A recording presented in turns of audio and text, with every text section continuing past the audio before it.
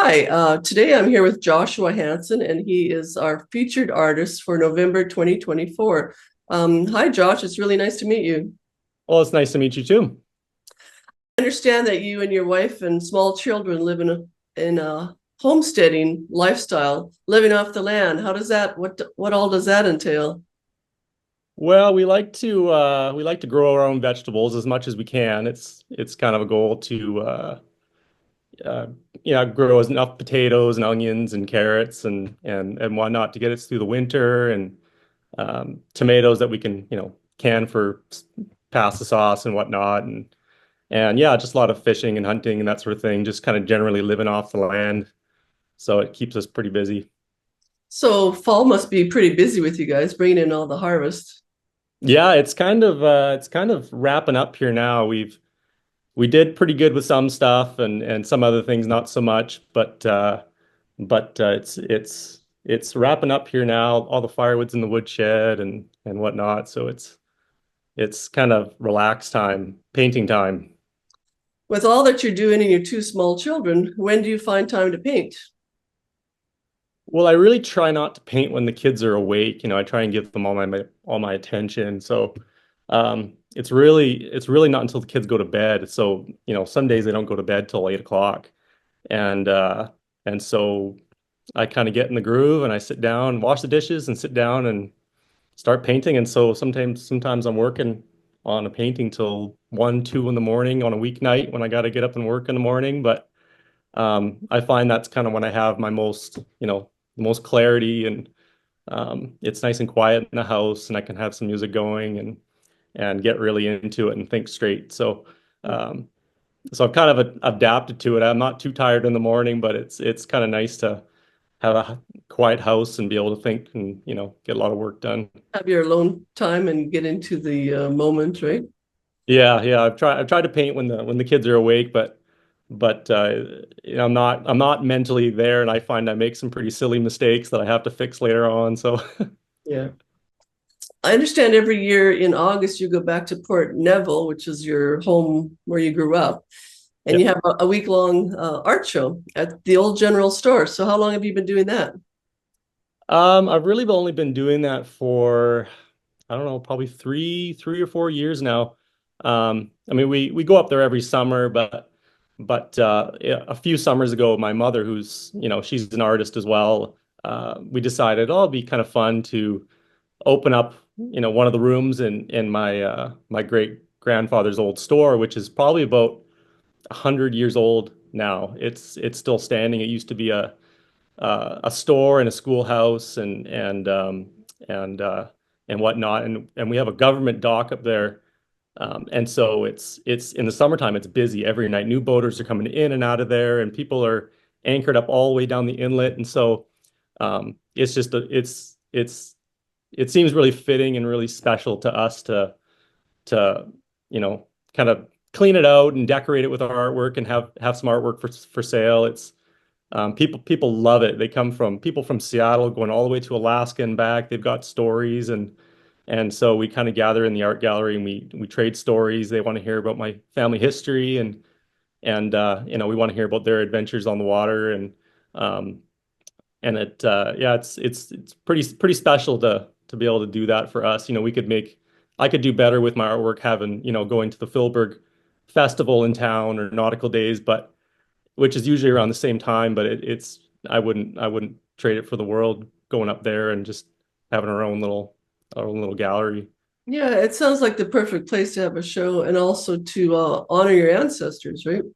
Absolutely. Yeah. So Yeah. how do you get to Neville? Is it you can only have access by boat?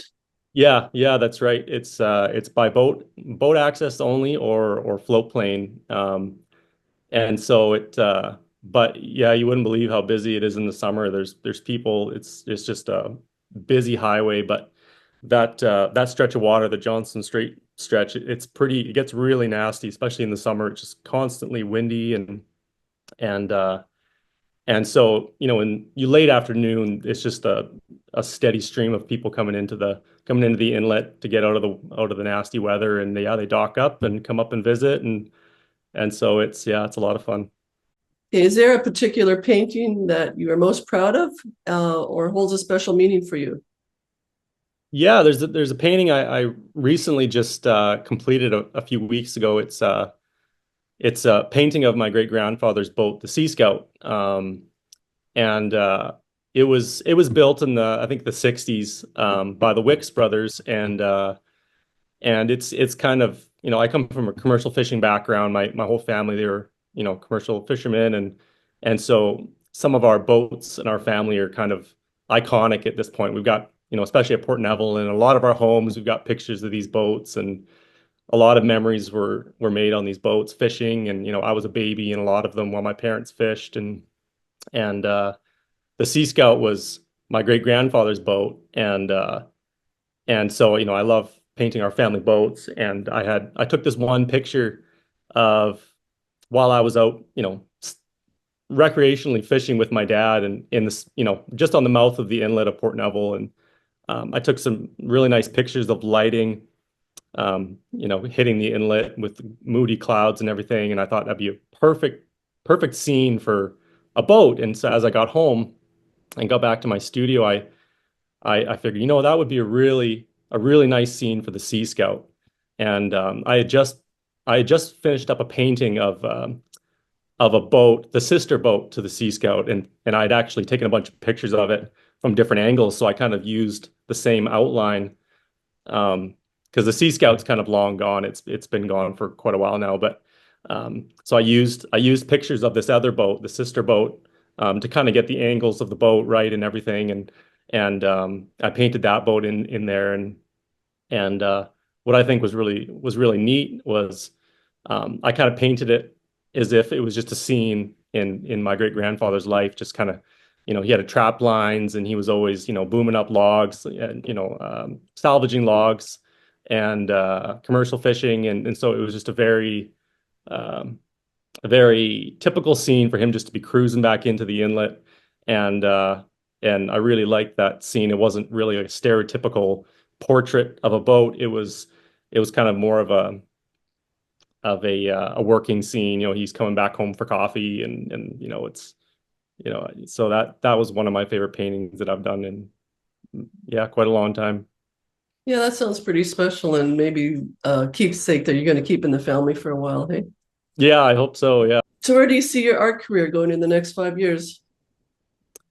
Well, that's a good question. I'm kind of just I've kind of just been painting and taking things as they come. I don't really have any grand plans. I just enjoy it. And um, yeah, I really have no idea. I think I was telling my wife earlier that even if I wasn't trying to sell my paintings, I would still just be painting just as much, because just living here on the coast and experiencing the coast, and I'll see a scene, and I can't help myself. I have to go home and paint it.